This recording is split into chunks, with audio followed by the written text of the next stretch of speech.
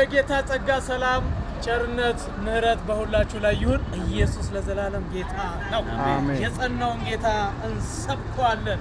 ሕያው ስም ክፍል 8 ሁለተኛ ሳሙኤል ምዕራፍ 7 ቁጥር 25 ጀምሮ በኢየሱስ ስም አነባለሁ።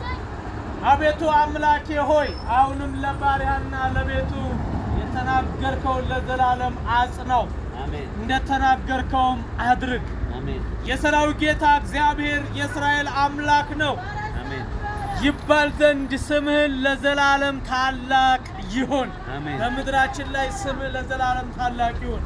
የባሪያን የዳዊትን ቤት በፊት የጸና ይሁን።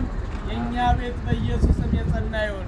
በምድራችን ላይ አንተ ብቻ ጸንተና ደምቀታይ። ኢየሱስ ለዘላለም ጌታ ነው። ሕያው ለሆነው ጌታ ክብር በጭብጨባ ይሁን። ኢየሱስ ያድናል።